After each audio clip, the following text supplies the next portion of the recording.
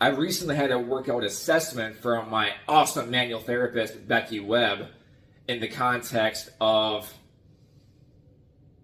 technique, movement, muscle engagement, things of that nature, right? And so she looked at my back workout from like 2 weeks ago when I was doing like rows and pulls and whatnot, and she goes, "Hey Jeff, we need to talk. Give me a call." So she goes, "Hey, so I noticed that you have like zero lat engagement on the bottom of the barbell row, right? So like essentially like down here on the eccentric going down."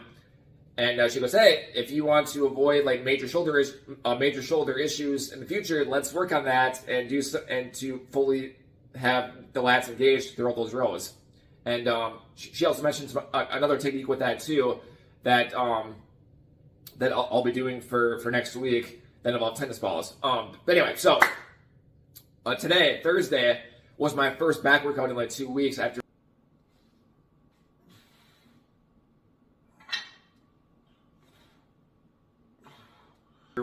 let's call it a deload session of recovery, right?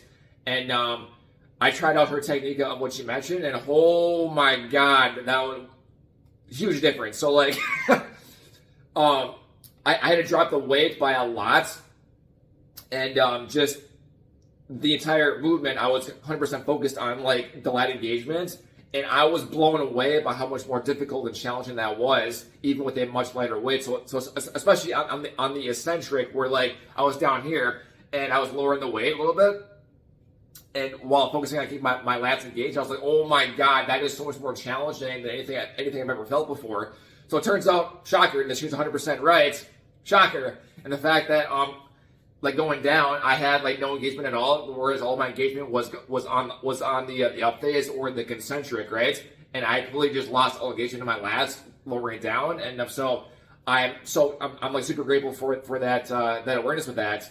And so I tried that again, and despite being super lightweight, not super light, but like a lot lighter than what I'm used to, my body is smoked. Like my whole body was like shaking like during like towards the end of the set.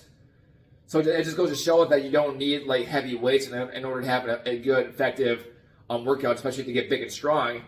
And in this case too, like, funny, but yeah, because for my personality, I tend to enjoy like heavy, fast, explosive movements.